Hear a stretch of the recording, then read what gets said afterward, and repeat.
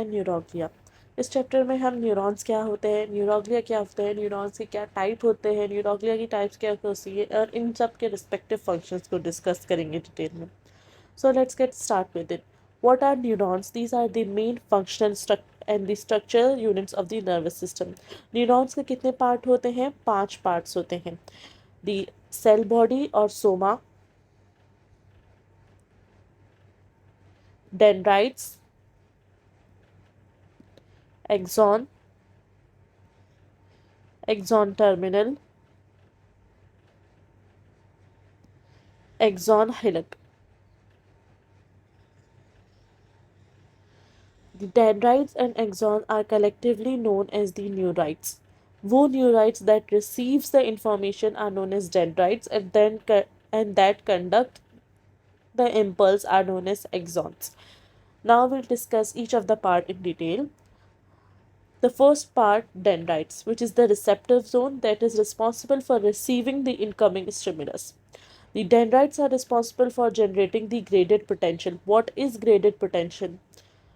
Incoming stimulus की वजह से जो हमारे पास स्टिमुलस आ रहा होता है उसकी वजह से हमारे पास जो न्यूरॉन के सेल मेम्ब्रेन में इलेक्ट्रिकल चेंज आ रहा होता है due to the influx of ions, electrical change due to the influx of ions.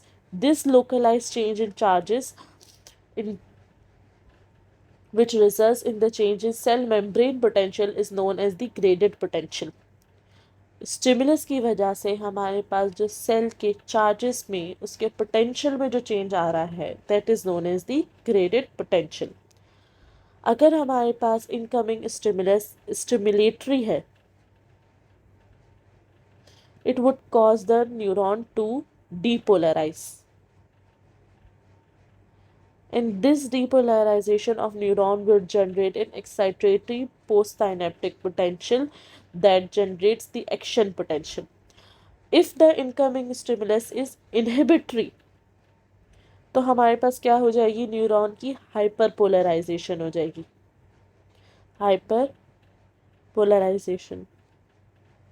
Hyperpolarisation क्यों होगी? क्योंकि हमारे पास इन्फ्लक्स ऑफ नेगेटिव चार्जेस हो रहा है.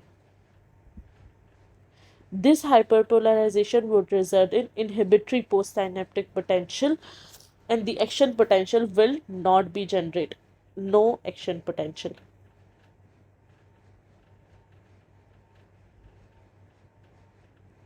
Graded potential कैसे generate होता है? By the ligand gated ion channels and the G protein coupled receptors. Now moving on to the second part of neurons, the cell body or soma. The cell body or soma is also responsible for generating the graded potential and its main function is protein synthesis. Synthesis of neurotransmitter, enzymes and the membrane proteins required for the proper functioning of the neurons. Neurons की जो हमारे पास endoplasmic reticulum होता है that is known as the nasal bodies. Discussing the third part of axon, the axons are long tubular neurites that conducts impulse away from the cell body. Cell body से नीचे down the to the axon terminal जो impulse लेके जा रहा होता है that is known as the axon. The axons are responsible for the conduction of action potential and for the transport process. Neurons में हमारे पास दो टाइप के ट्रांसपोर्ट्स होते हैं, the retrograde transport and the anterograde transport. What does retrograde means? Towards the cell, and interrogates mean away from the cell. Axon terminal से cell body तक towards the cell, it is known as the retrograde transport. Grade transport from axon terminal to cell body. And from cell body to axon terminal, this type of transport is known as the interrograde transport.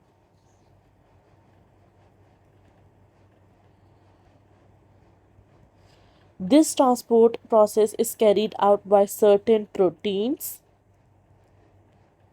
Retrograde transport में हमारे पास जो protein involve होता है that is the dynin. And the interrograde process में हमारे पास जो protein involve होता है that is the kinesin.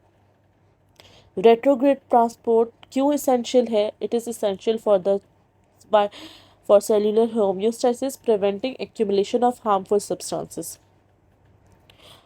अगर हमारे पास न्यूरॉन का कोई भी पार्ट या डैमेज हो गया या कोई भी पैथोजन है, तो this pathogen will move through the axon terminal to the axon end gets transported to the cell body. Cell bodies पे हमारे पास जो लाइसोसोम्स यहाँ पर प्रेजेंट होंगे इधर, that would destroy the incoming pathogen. So ये हमारे पास यहाँ कोई भी न्यूरोट्रांसमीटर है जो यहाँ एक्यूमुलेट हो गया है, एक्सेस हो गई है उसकी, कोई भी पार्ट हमारे पास डैमेज हो गया है, तो that substance will get transported here and that will be degraded. So retrograde transport हमारे पास सेल्यूलर होम्योस्टेसिस मेंटेन करने के लिए एसेंशियल होता है and it is carried out by the dynein proteins. और इंटेरोग्रेड ट्रांसपोर्ट प्रोसेस क्यों एसेंशियल होता है? सेल बॉडीज में जो भी न्यूरोट्रांसमीटर्स प्रोटीन्स सिंथेसाइज होंगे, that would get transported by the kinesin proteins, so it is essential for maintaining synaptic function. Retrograde transport किस लिए एसेंशियल है? For cellular homeostasis. और इंटेरोग्रेड ट्रांसपोर्ट किस लिए एसेंशियल है? For maintaining the synaptic function. Cell body में हमारे पास जो न्यूरोट्रांसमीटर्स और प्रोटीन्स वगैरह बन रहे हैं, वो हमारे पास सेल बॉडी से एक्सॉन टर्मिनल तक कैसे ट्रांसपोर्ट होंगे? By the kinesin proteins. And this type of transport from cell body to axon terminal is known as the anterograde. और सेल बॉडी से जो एक्सॉन टर्मिनल तक ट्रांसपोर्ट है, that is carried out by the dynein protein and it this type of transport is known as the retrograde transport. Retrograde transport is essential for cellular homeostasis. Anterograde transport is essential for maintaining synaptic function. Discussing the fourth part of neuron, that is the axon terminal. It is the secretory region, also known as the synaptic zone. Synaptic terminal. Secretory zone, the release of neurotransmitters occur here. When the calcium gated channels are stimulated, the calcium हमारे पास release हो जाता है and this calcium serves as a bridge between the neurotransmitter vesicle, the synaptic vesicle. ये synaptic vesicle, इस synaptic vesicle पे हमारे पास कुछ proteins present होते हैं और हमारे पास जो कुछ प्रोटीन्स प्रेजेंट होते हैं द एक्सॉन टर्मिनल की मेम्ब्रेन पे, ये उसके दरमियान एज अ ब्रिज फॉर्म करता है। These proteins are known as the snare proteins. जो हमारे पास न्यूरोट्रांसमीटर के वेसिकल्स पे प्रेजेंट होते हैं proteins, that are known as the v snares. और जो एक्सॉन टर्मिनल पे, एक्सॉन टर्मिनल की मेम्ब्रेन पर प्रेजेंट होते हैं, that are known as the t snares. ये कैल्शियम जो हमारे पास वोल्टेज गेटेड कैल्शियम चैनल से आया था, वो इन दोनों के दरमियान एज अ ब्रिज फॉर्म करेगा और इन दोनों को इंट्रैक्ट करवाएगा, जिसके नतीजे में कि जो साइनेप्टिक वेसिकल है that contains the neurotransmitter, it would get fuse with the axon terminal membrane and the neurotransmitters would be release in the synaptic cleft. ये हमारे पास प्री साइनेप्टिक न्यूरॉन है and this is the postsynaptic neuron. Presynaptic neuron में हमारे पास vesicles हैं that contain the neurotransmitters. इसके ऊपर जो हमारे पास प्रोटीन्स प्रेजेंट होंगे that would be the v Snell's, और जो एक्सॉन टर्मिनल पे हमारे पास यहाँ प्रोटीन्स प्रेजेंट होंगे that would B T Snell's. ये हमारे पास कैल्शियम चैनल है। वैन जब एक्शन पोटेंशियल आएगा तो एक्शन पोटेंशियल ट्रेवल डाउन करेगा, तो these calcium channel would be stimulated और कैल्शियम का इन्फ्लक्स हो जाएगा। दिस कैल्शियम जो इन्फ्लक्स हुआ है यहाँ पर, ये कैल्शियम जो होगा इन दोनों के दरमियान एज अ ब्रिज एक्ट करेगा और इस साइनेप्टिक वेसिकल को फ्यूज करवाएगा with the axon terminal membrane, जिसके नतीजे में हमारे पास जो न्यूरोट्रांसमीटर्स होंगे वो यहाँ साइनेप्टिक क्लेफ्ट में रिलीज हो जाएंगे। These neurotransmitters would bind to the receptors of the postsynaptic cell and the action potential and the stimulus would be carried downwards. What are Weisner's proteins? These are the fusion, they help in the fusion of vesicles with plasma membrane of axon terminal releasing the neurotransmitters. Weisner's protein कुछ certain proteins हैं that are responsible for fusing the neurotransmitter vesicles with the axon terminal membrane causing the neurotransmitters of to release. वीसनेर proteins का main function क्या है कि ये neurotransmitters को release करवाते हैं। जो न्यूरोट्रांसमीटर्स हमारे पास साइनेप्टिक क्लेफ्ट में यहाँ रिलीज हुए हैं, यहाँ तो वो डिग्रेड हो जाएंगे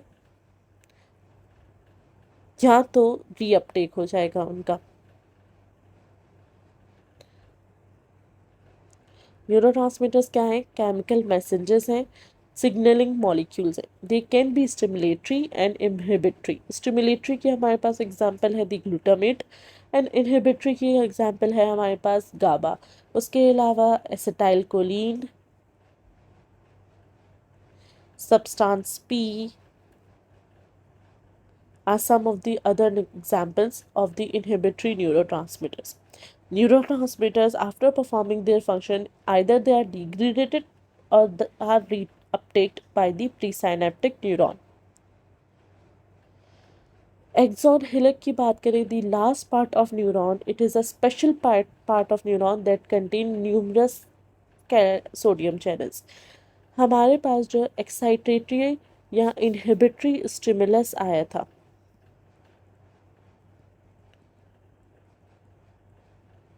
स्टिमुलस आया था that was received by the dendrites, उसके नतीजे में हमारे पास ग्रेडेड पोटेंशियल जनरेट हुआ था। अगर तो ईपीएसपी जनरेट होगा और इफ़ हमारे पास वो इतना स्ट्रॉन्ग स्टिमुलस होगा कि हमारे पास थ्रेशोल्ड रीच कर जाए, तो अपॉन रीचिंग द थ्रेशोल्ड हमारे पास यहाँ एक्सॉन हिलक पे जो सोडियम चैनल्स होंगे वो क्या ओपन हो जाएंगे।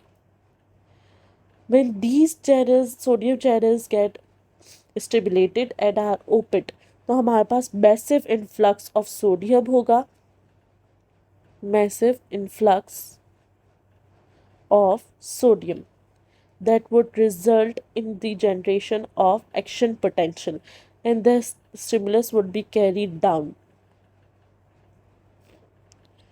एक्सॉन हिलक के फंक्शन क्या है? Cell integration and the action potential initiation.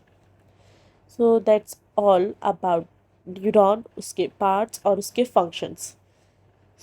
You can go through a summary here. Parts of neuron कौन कौन से? Dendrite, cell body, nucleus, the cell body contains the nucleus, axon, the axon terminal. Axon पे हमारे पास एक covering present होती है known as the myelin sheath. Myelin sheath helps in the conduction velocity of action potential. The cell neurons which are myelinated conduct impulse at a faster rate as compared to the neurons which are non-myelinated. Dendrites का क्या function था? It is the receptor zone that receives the incoming stimulus. Cell bodies का क्या function था? That can protein synthesis में. Axon का क्या function था? Conduction of impulse.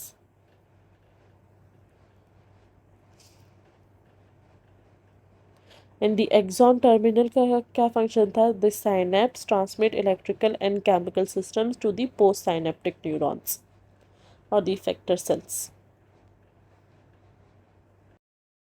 Classification of neurons.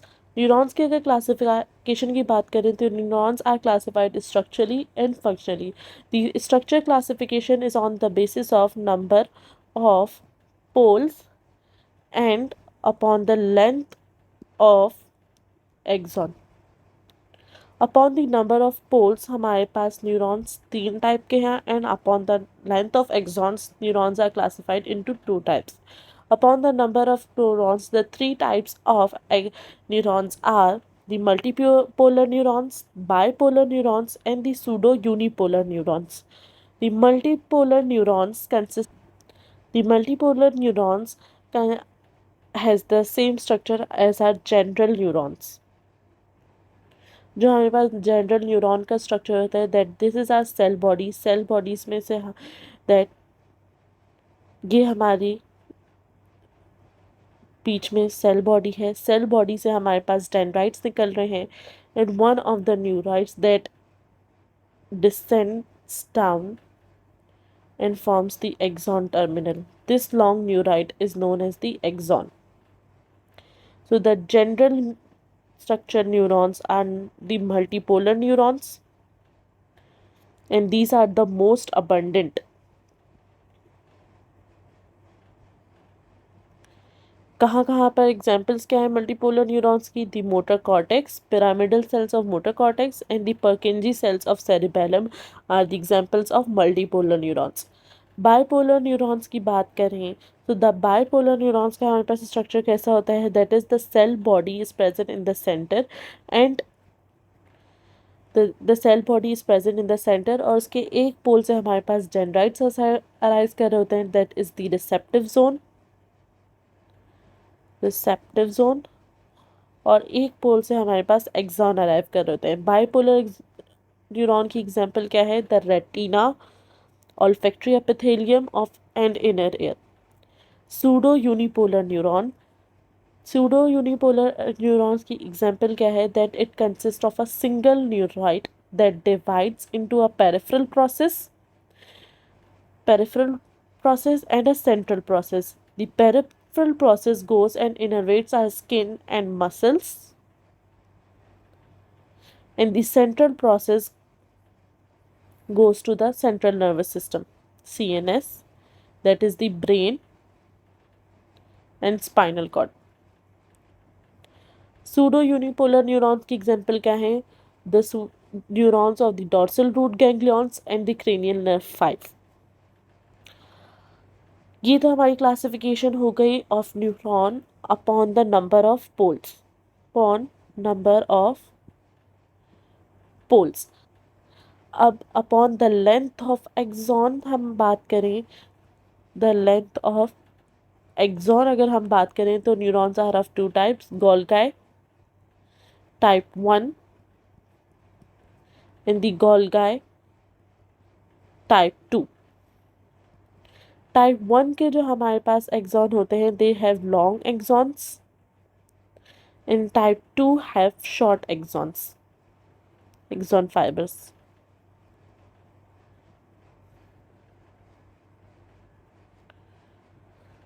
The size of neuron or upon the length of axon हमारे पास कितने टाइप्स के हैं? 2 टाइप्स के, Golgi type 1 and a Golgi type 2. Golgi type 2 has a long single axon, and the Golgi type 2 has short axon with many dendrites resembling a star-shaped structures. Golgi type 2 के जो neurons होते हैं, they resemble a star-shaped structure. As you can observe here in this picture, the lower motor neurons of spinal cord, pyramidal cells of cerebral cortex, and the Purkinje cells of cerebellar cortex. The three of them are the examples of the Golgi type 1 neurons. And the stellate cell of cerebellar cortex and the granular cells of cerebellar cortex are examples of the Golgi type 2 neurons. Golgi type 1 में हमारे पास single long axon है, whereas the in the Golgi type 2 neurons हमारे पास single axon है जो that divides and forms many dendrites resembling a star shape structure. अगर functionally हम न्यूरॉन्स को डिवाइड करें तो neurons are of 3 types. Interneurons, the multipolar neurons which serve as a relay neuron, the motor neurons which are also the type of multipolar neurons that innervate our viscera and somatic fibers that contain the somatic efferent fibers, and the sensory neuron that contain the somatic afferent fibers. Motor neurons are also known as efferent neurons or the efferent fibers. Efferent, that is, they conduct the impulse from central nervous system and transmit it to the periphery. And the sensory neurons, also known as efferent fiber, that is, they sense the impulse from periphery to central nervous system. Inter neurons जो होते हैं हमारे पास sensory neurons और motor neurons के बीच में जो neurons हमारे पास present होते हैं that serve as a relay station, these are the interneurons. So that's all about the classification of neurons. Next we'll discuss the neuroglial cells.